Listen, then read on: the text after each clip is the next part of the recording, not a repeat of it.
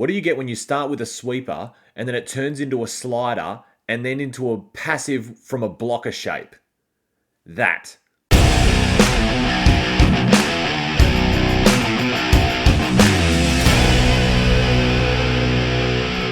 Hey guys, it's Tom from Touchscreen here. Welcome to another video, and we've got the advanced play. Look, I don't know what it's called. I've heard it be called a rhino before, but however, I know rhino is something to be a little bit different. But let's talk about it. So we start with a sweeper. Now, obviously, this is a combination of like 3 or 4 different moves. It's actually quite hard. So I personally probably wouldn't do it. You can definitely try this one. I do have a video on a slider. So we start with a sweeper. So it's just a middle. And you can see the sweeper, or he's a player in between the dummy half and this guy here. So he's going to sweep, causing this guy to pull corner. All right, that's in theory what happens. Now a slider is when he sweeps and continues his run here, but then this link slides up between the dummy half like this.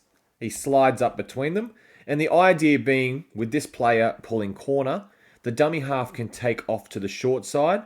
This guy will chase, and as you can see, the 2 middles are now running in opposite directions, and the slider would be able to run straight through a hole that they provide.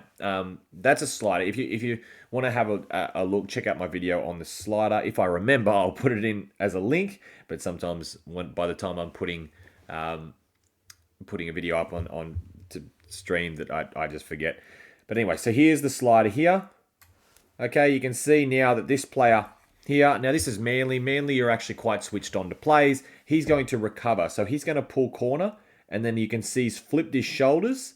There's another reference to that skateboarding defense video that I've got about the line defense, where he flips his shoulders like he's doing a 180 on a skateboard, and then he covers on the inside, making sure there's no hole between him and the middle.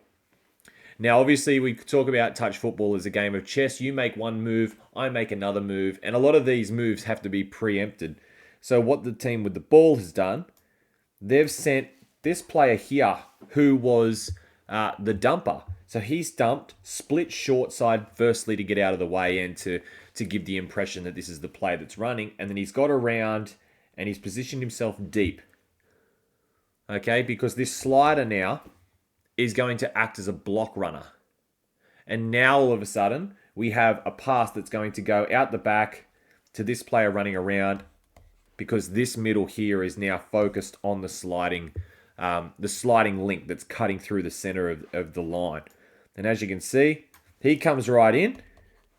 All right, and this pass can be delayed as long as we can with this player. We want this player running right into the line, and then we go out the back, and it's just a foot race now. That has to be just a complete acceleration, getting the pass like that. And because, he definitely slips over. It's a very hard maneuver because you're going in to out straight away. If you don't have good traction, that's probably what will happen. And they get the try there. If you manage to recover from there, we're going to congratulate you, because it's very good defense. But if you run this play, and let's say he does recover it and he does step up and make the touch, you can dump for your link if you can think of going for that second phase. Or the other options you can run off that is, you can see this link here is flat-footed. Instead of him splitting this way and then coming back around, he can just split hard, and it becomes like an out ball to the link on the short side, targeting this area here, because they do have a winger. He's just off screen at the moment. So there's other options you can run off that slider platform, but they elect to go with the passive out the back line. And it's a very good try there. We do have another example. It's just the problem with this next example is that they were kind enough to do it right in front of this big telegraph pole. So this was actually the first time I seen this play. Like I'd seen it in training before, but this is the first time I'd seen the play run. This is a quite old video. I think this is before COVID even. This is the first time I saw it run. It's just from another angle where you can really see that. So if you take note of the guy that dumps the ball, He can probably go further if he can, ideally, because if he goes further, then he all of a sudden when he runs back around, the eyes are only on these important players in the middle. If he goes around too early, he just gets seen. But he doesn't on this case. It's still run quite well. But you can see again they dig right into the line before they throw that passive ball. That's the important part. When you're running a passive, you need to make sure that you're digging as far into that line as you can because you want this player fully committed.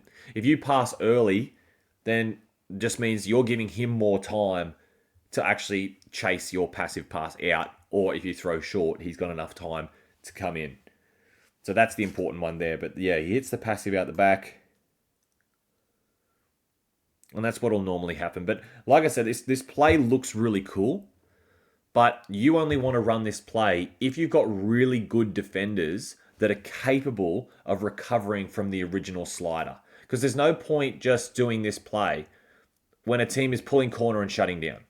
If they're pulling corner, all you're going to do is this guy here, see how he's trying to compete with the slider? He's just going to be out here, and you're just going to throw the ball out the back, and he's just going to chase that out.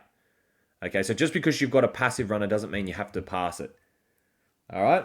As a defender, as soon as I see that guy leave to go around the back, if I'm this link, I am just running in to make this touch.